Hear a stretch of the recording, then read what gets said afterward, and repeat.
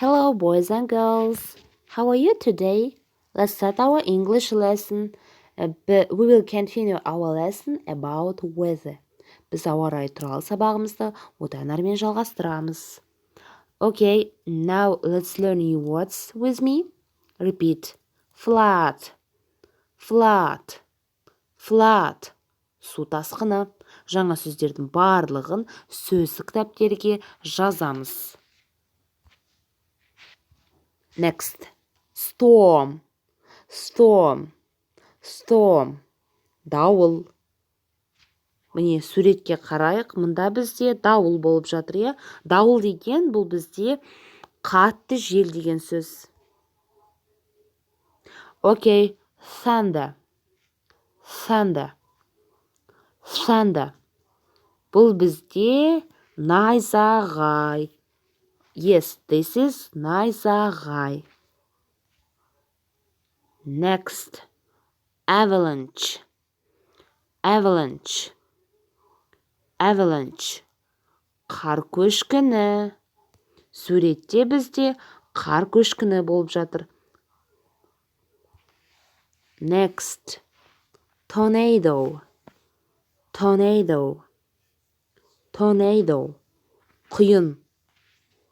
Құйын дегеніміз бұл міне мына сияқты суретте көрсетілген құбылыс. Hail, hail, hail. Бұршақ.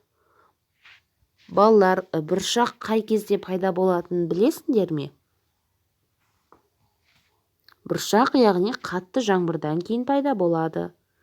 This is hail. Okay, good. Біз бүгін сабақта жаңа етістікпен таныс боламыз. Бұл can етістігі. Can деген етістік айтушының іс-әрекетті істей алу қабілетін және мүмкіндігін білдіреді. Мысалы, I can sleep. Мен ұйықтай аламын. Яғни бұл бізде бір іс-әрекетті істей алатын қабілетіміз. I can play. Мен ойнай аламын.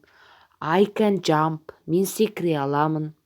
I can do it today. Мен бұны бүгін істей аламын. He can play chess. Ол шахмат ойнай алады.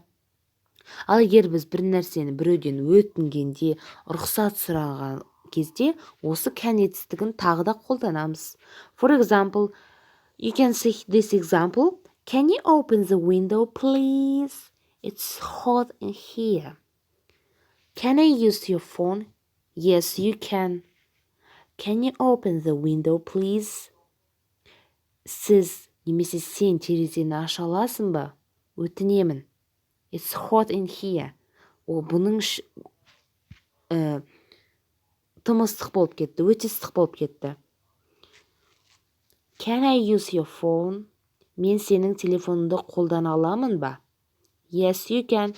Yeah, қолдана аласың. Okay, so your home task in your activity book, page 51, exercise 10, 11, and 12.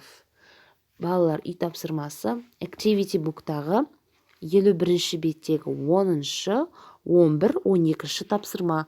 10-шы тапсырманы кітапқа орындаймыз, ал 11 мен 12-ні дәптерге орындаймыз. Енді тағы да бір нәрсе түсіндірейін. Қараймыз. Мысалы, can деген істей аламын, е? Яғни, үнемі мынандай белгі жүреді. Мысалы, рұқсат деген сөз. Ал егерде, мына жерде біз мына сөзді көріп тұрмыз. No, you can't. No, you can't. Мысалы, сендердің достарын сұрайды. Can I use your phone? Мен сен телефонды қолдана аламын ба? Біз не деп жауап береміз? No, you can't. Жоқ, сен қолдана алмайсың. Яғни саған рұқсат жоқ. Өйткені бұл менің телефоным, е? For example, can I use your book? Мен сенің, maybe can I read your book? Мен сенің кітабыңды оқи аламын ба? No, you can't. Жоқ, оқи алмайсың. Сол кезде біз can't қолданамыз. Can't кезінде үнемі X жүреді.